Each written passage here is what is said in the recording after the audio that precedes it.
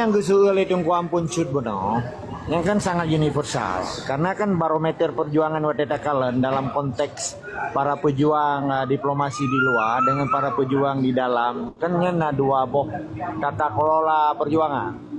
Nah dalam bentuk diplomasi, nah dalam bentuk kaderisasi, nah dalam bentuk semangat juang.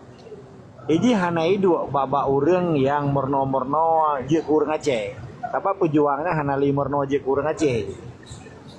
Menyekadika pigo di pujuk roba Allah Ta'ala wadah mengumpai mati ukuran lagi ya. Jadi ketika lihat mapping tapi pemetaan di Aceh uronyo, nyan primadona para pejuangnya naik dua gampung dan ke di kota. Dan para pejuang orangnya hanya gak pedero ke pakiban naka menyetak kalian di luar, nyetak kalian di dalam.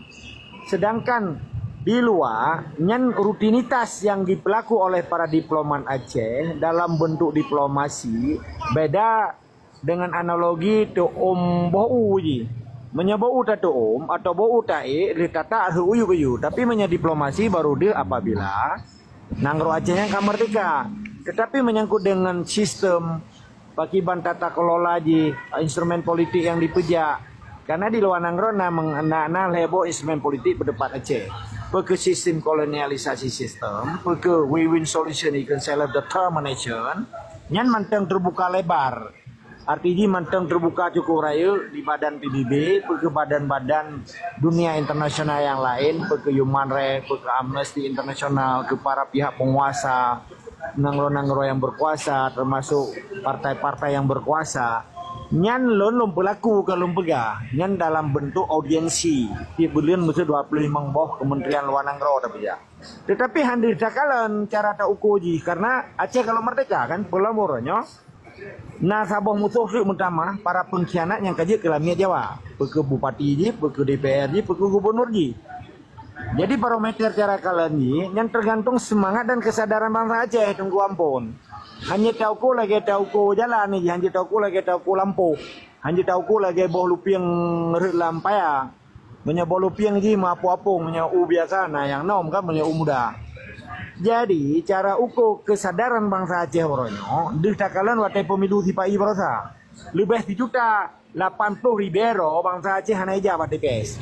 Yang bagian daripada hasil daripada syiar perjuangan kitanya melalui peketik media sosial, hubungan bilateral kitanya, hubungan asimilasi kitanya dengan orang kampung dan orang luar. Di sakalan di Aceh barosa cuma 50% yang jabat DPS, tapi terpilih si gubernur dah anai, jadi terpilih karena memang sistem penjajah itunya kan lagi zaman tahun 2000. Partai Karu Aceh kah kenapa pemilu di Aceh, bahkan gubernur di Aceh. Karena gekun penjajah.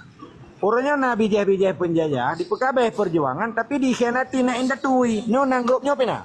Bet tesebunan urang lah. Long penyata orangnya apa? Nyo pribadi lon.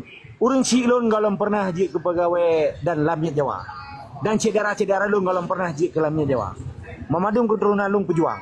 Dari pun picrok Belanda busi lon ulama Aceh ditinggal dengan sampai picrok DITI perang DITI sampai ngorongnya.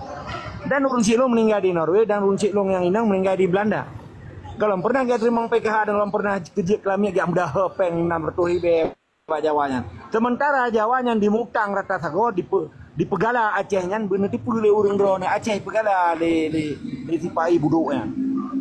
Bekna orangnya ia pegah gara-gara KTP Jawa peken kakak Jawa pasport imat di Jawa ya pegah bangsa Acehnya bangsa Jawa yang salah lagi.